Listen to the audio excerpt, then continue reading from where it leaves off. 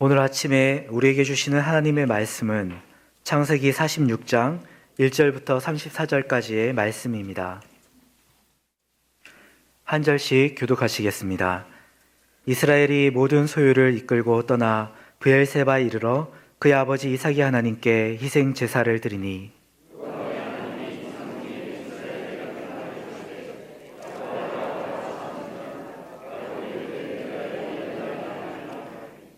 하나님이 이르시되 나는 하나님이라 내 아버지의 하나님이니 애굽으로 내려가기를 두려워하지 말라.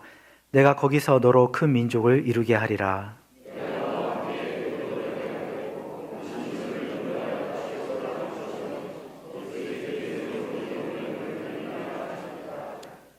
야곱이 브엘세바에서 떠날새 이스라엘의 아들들이 바로가 그를 태우려고 보낸 수레에 자기들의 아버지 야곱과 자기들의 처자들을 태우고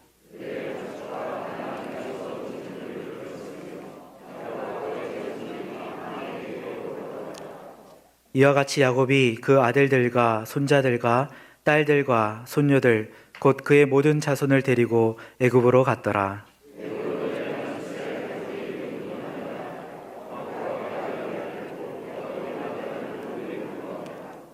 르우벤의 아들 한옥과 발루와 헤스론과 갈미요.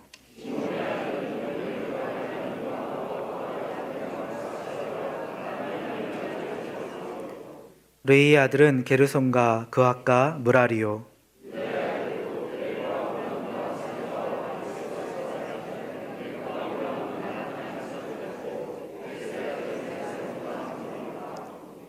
이사갈의 아들은 돌라와 부아와 욥과 시므론이요. 이들은 레아가 밧담 아람에서 야곱에게 난 자손들이라. 그 딸 디나를 합하여 남자 여자가 33명이며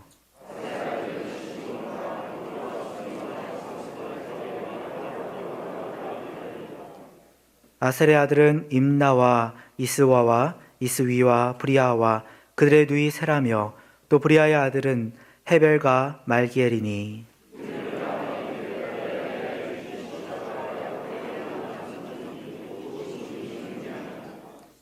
야곱의 아내 라헬의 아들 곧 요셉과 베냐민이요.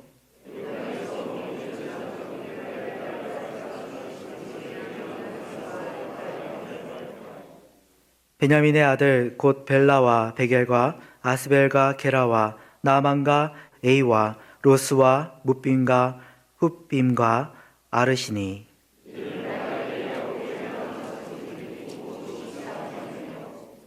단의 아들 후심이요.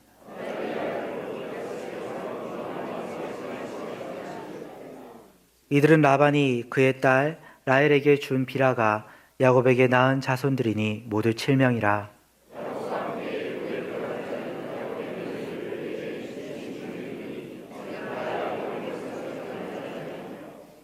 애굽에서 요셉이 낳은 아들은 2명이니 야곱의 집 사람으로 애굽에 이른 자가 모두 70명이었더라.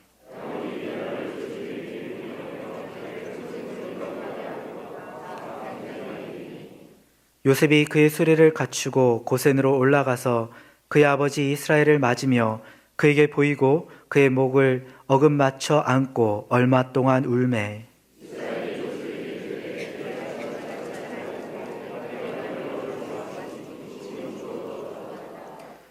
요셉이 그의 형들과 아버지의 가족에게 이르되 내가 올라가서 바로에게 아뢰어 이르기를 가나안 땅에 있던 내 형들과 내 아버지의 가족이 내게로 왔는데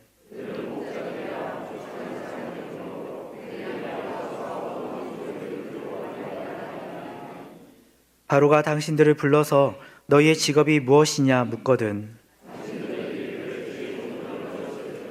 지금까지 목축하는 자들이온데 우리와 우리 손조가 다 그러하니이다 하소서.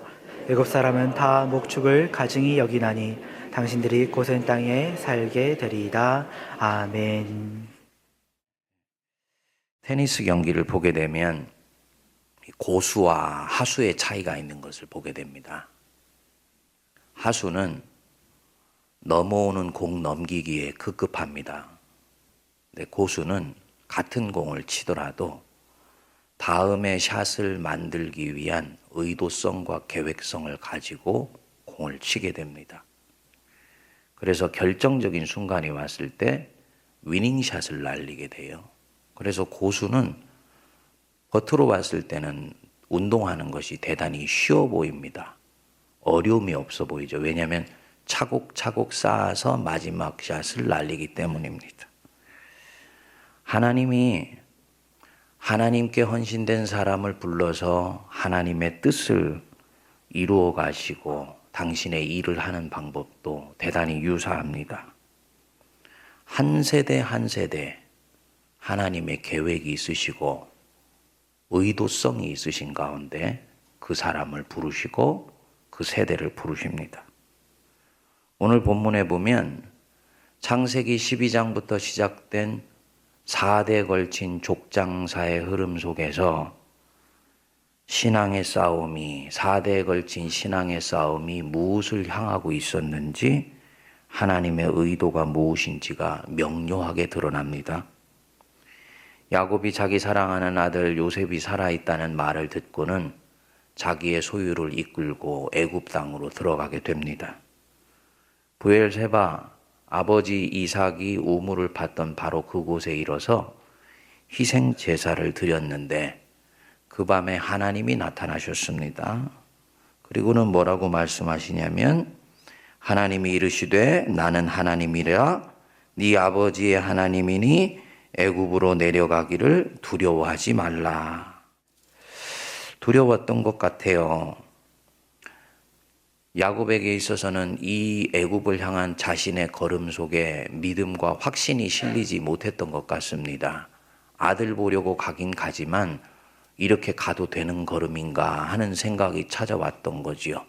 그도 그럴 것이 자기 자신의 가족사를 잘 알고 있는 야곱에게 있어서는 이 애굽은 만만한 땅이 아닙니다. 들어갔다 나갔다 할 수 있는 여행지가 아닙니다. 자기의 할아버지 때인 그 아브라함 때 기근이 나서 애굽에 들어갔다가 큰 낭패를 당했고요. 또 자기 아버지 이삭 때 기근이 나서 애굽 땅으로 가려고 했는데 그때는 아예 하나님이 나타나셔서 애굽으로 내려가지 말고 가나안 땅, 약속의 땅에 머무르라고 아예 하나님이 자신의 발걸음을 가로막으셨습니다. 다시 말씀드려서 이 애굽으로 향하는 이 걸음은 조상의 이력을 봤을 때는 단순히 내가 자식 보고 싶다고 갈 수 있는 그런 곳이 아닌데 소유를 이끌고 가지 않습니까? 축을 옮기는 것입니다. 그러니까 굉장히 영적으로 민감할 수밖에 없는 거지요. 그런데 하나님께서 뭐라고 그러십니까? 4절 내가 너와 함께 애굽으로 내려가겠고 반드시 너를 인도하여 다시 올라올 것이다. 하나님께서 애굽으로 내려가겠다는 거예요. 하나님께서 기근이 오니까 약속의 땅 가나안 땅 떠나서 애굽으로 내려가라 하시고는 그 애굽에 나도 너와 함께 가겠다고 말씀하시는 것입니다.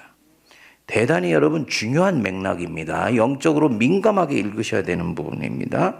윗때에는 발을 딛지 말라고 금지했던 땅인데 이제는 두려워 말고 그 땅으로 가라. 가나안 땅이 약속의 땅입니다. 윗때에는 기근이 오더라도 절대로 떠나지 말라고 했는데 지금은 떠나라고 하시는 거예요. 무슨 뜻이냐? 약속의 땅 혹은 젖과 꿀이 흐르는 땅은 고정된 공간 개념이 아닙니다. 우리는 가나안 땅이 약속의 땅이라고 하지만 그것이 약속의 땅인 이유는 그 땅 자체가 신령하거나 거룩한 땅이기 때문이 아니고 하나님이 거기에 함께 하시기 때문에 그 땅이 거룩한 거예요. 애굽은 우상의 땅이고 타락의 땅이고 하나님 왕 아닌 바로 왕 섬기는 곳이라고 하지만 그 애굽 땅에 하나님이 함께 하시면 바로 그것으로 인해서 그 땅은 약속의 땅이 되고 하나님이 이끄시는 땅이 되고 하나님의 백성들의 위대한 여행지가 되는 것이다 라는 뜻입니다. 관건은 하나님이 그 걸음 속에 함께 하시냐 아니냐, 이것에 의해서 결정된다는 것을 보여주는 것이지요. 그래서 거기 하나님께서 함께 하시기 때문에 거룩해지고 약속이 이루어지고 풍요가 보장이 됩니다. 그래서 내가 너와 함께 애굽으로 내려갈 것이다. 이렇게 되어서 이제 이 약속의 땅이 옮겨지게 됩니다. 어디에서 어디로 옮겨지게 됩니까? 가나안에서 애굽으로 옮겨지게 됐어요. 축이 옮겨지게 된 것입니다. 야곱의 생각을, 고정된 생각을 하나님이 벗어던지신 거죠. 너 두려워할 필요 없어. 내가 너와 애굽 땅에 함께 갈 거야. 그곳이 내가 너에게 지시하는 그 땅이 될 거야. 하나님이 이렇게 하신 데는 이유가 있습니다. 하나님이 계획을 야곱에게 말씀하시죠. 3절 뒷부분에 보시면 애굽으로 내려가기를 두려워하지 말라. 내가 거기서 뭐라 그랬습니까? 너로 큰 민족을 이루게 하리라.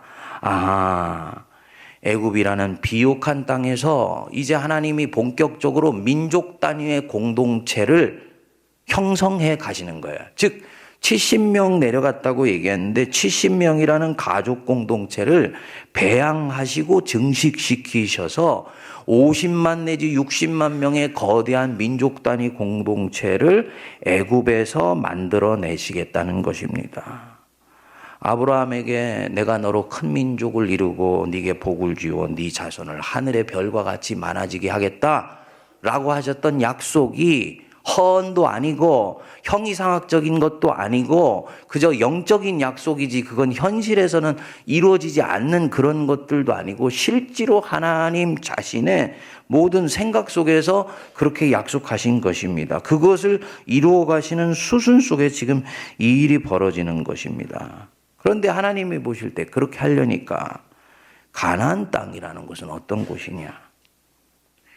약속의 땅, 이 가나안 땅에서 하나님이 아브라함에게 믿음이 무엇이고 하나님이 어떤 분이신지를 가르쳐 주기에 아주 좋은 교훈 장소가 이 가나안 땅이에요. 믿음이 약한 아브라함에게 있어서는 문화도 강하지 않고 매력적인 문화도 아니기 때문에 믿음 약한 아브라함이 흔들리지 않을 수 있는 곳입니다. 애굽에서 시작했다면요, 아마도 아브라함이 믿음 약한 가운데서 수없이 많은 시험을 겪으면서 그 애굽에 비옥하면서도 풍요한 문화에 넘어갔겠지요. 가나안은 그런 곳이 아닙니다. 약간 후진적인 문화입니다. 그렇기 때문에 하나님을 만나기 대단히 좋은 장소고 출발 장소로는 적절한 곳이었어요.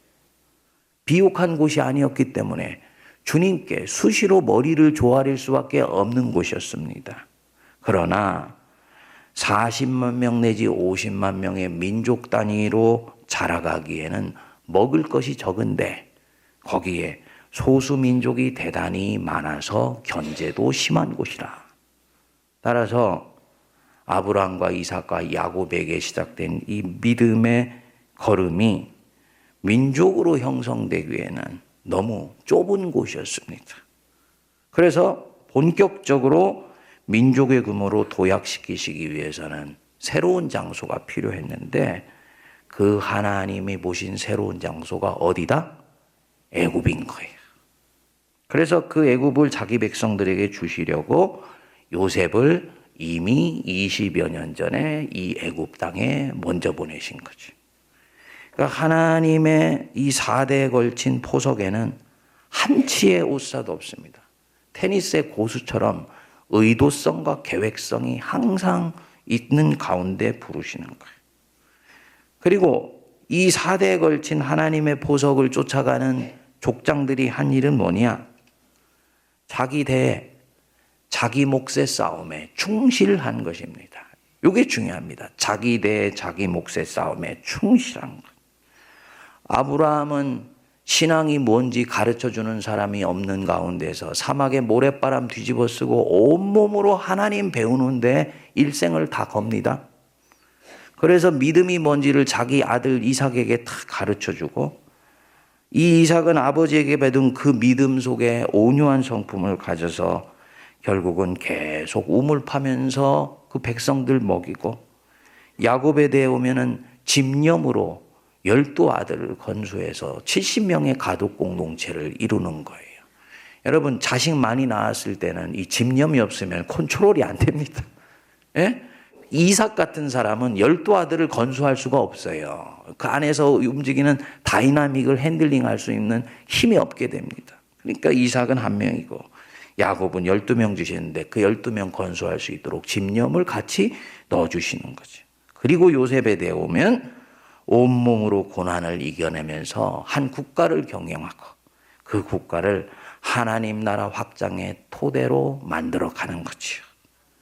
그리고 한 사람 한 사람이 하나님의 뜻 안에서 부름을 받고 자기 몫의 싸움을 신실하게 이어갑니다. 놀라운 것은 이들이 어떤 그 하나님의 계획을 다 알고 그 계획 속에 자기를 이렇게 끼워 맞춰 갔다는 그런 이야기가 성경에는 나오지 않아요. 이들은 부르면 가고 쓰라하면 서고 말 안 들으면 하나님이 치시고 치시면 그것에 또 따라가지고 자기 계획을 수정하고 어떤 경우는 원치 않은데 떠밀려가고 이렇게 하면서 하나님의 뜻에 의해서 조금씩 사용되어 가는 것을 볼 수가 있습니다. 그리고 놀랍게도 창세기 여기까지 오는 동안에 한 번도 이들이 했던 이 삶의 흔적들을 명료하게 한 단어로 얘기한 적이 없어요. 그게 뭐냐면 바로 순종이에요. 순종. 하나님의 뜻에 순종하는 것. 현대 그리스도인들이 가지고 있는 주조적인 주요한 생각과는 전혀 멘탈리티가 다릅니다. 저나 여러분들은 판을 주도하려고 합니다. 인생을 아주 주도적으로 살아가려고 그럽니다. 그래서 계획도 내가 짭니다. 계획대로 되지 않으면 조바심이 나서 견딜 수가 없습니다. 하나님의 구원 역사 속에서 주님 큰 뜻을 이룰 수 있도록 역사해 주시고 제게 큰 비전을 주시옵소서. 그리고 자기 자신이 그 비전을 향해서 막 달려가게 됩니다. 본인의 인생이 어디로 가는지 자기 자신도 모르는 거예요. 근데 이상하죠?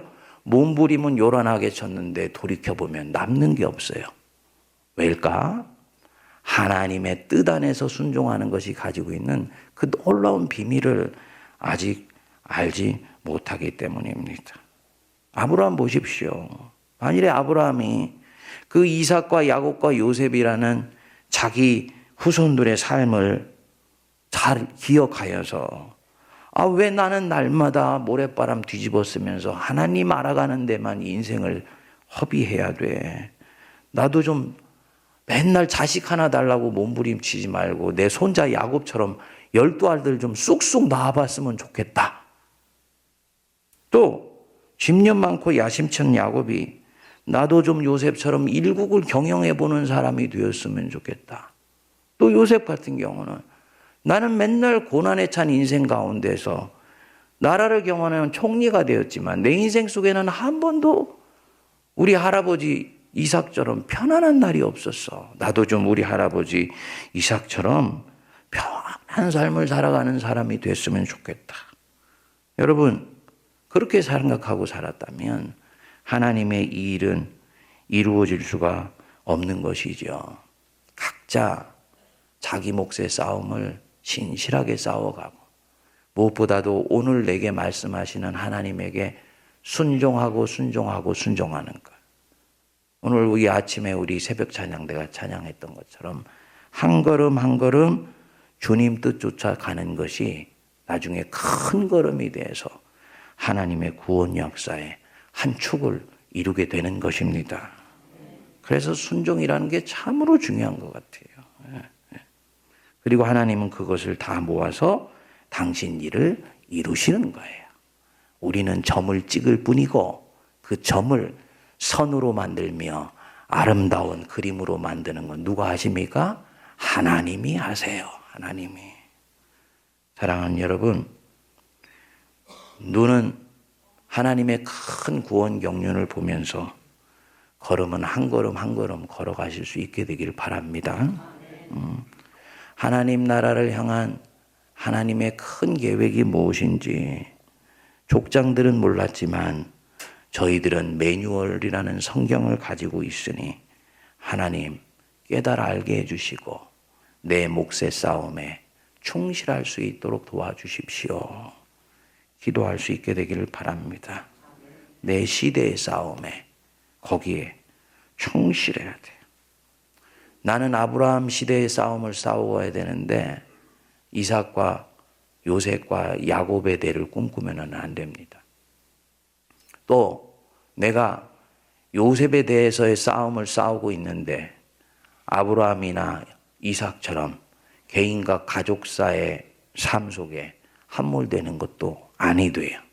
그러니까 중요한 것은 오늘 우리 시대에 있는 나와 내 가족과 교회가 갖고 있는 이 맥락이 어디에 있는지를 아는 것들이 굉장히 소중한 일이죠. 그래서 성도가, 목회자가, 교회 리더들이 주님의 일을 할 때는 하나님의 오늘 시대 흐름들 속에서 내게 주시는 부르심이 무엇인지를 먼저 잘 분별하면서 그것에 신실했을 때 하나님이 하나님의 일에 역사를 일으켜 주시는 것입니다. 높은 데 뜻을 품지 말고요. 작은 것 한 걸음에 우리 신실하시자고요. 자기 부르심에 충실하자고요. 예, 그때 하나님의 은혜가 저희들에게 임하는 것입니다. 오늘 말씀은 여러분들에게 답을 내리는 말씀이 아니고 여러분들에게 무엇한가의 질문과 도전을 던지는 말씀입니다. 세문안교회 오늘의 부르심은 무엇일까? 한국교회가 무너져 내려가는 가운데 어머니 교회인 세문안교회의 부르심은 무엇일까? 무엇 때문에 한국교회는 넘어져가고 흔들리고 있으며 그 가운데서 하나님은 세문안교회 무엇을 지금 요청하시고 계신 것인가 물으셔야 되고, 내 가족사에 왔을 때는 내가 1대 2대 크리스찬으로서 어떤 싸움을 싸워야 될 것인가 하나님이 우리들에게 질문하시고 순종을 요청하신다 믿습니다. 우리 기도하겠습니다. 우리 하루의 호흡을 주시는 우리 주 예수 그리스도의 크신 은혜와 하나님 아버지의 만극하신 사랑하심과 성령님의 위로교통 감동 감화 역사하심이 모든 부르심에는 그 뜻이 있으며 목적이 있으며 계획이 있으시며 의도가 있으신 것을 믿어 확신하여 내 믿음의 선한 싸움의 방향이 무엇인지를 집요하게 주님 앞에 물으며 내게 주신 오늘 하루의 걸음에 신실하기로 다짐하는 모든 주의 백성들 머리 위에 피로 값주고 사신 이 제단과 민족과 온 열방 위에 이제로부터 영원토록 함께하옵시기를 간절히 축원하옵나이다. 아멘.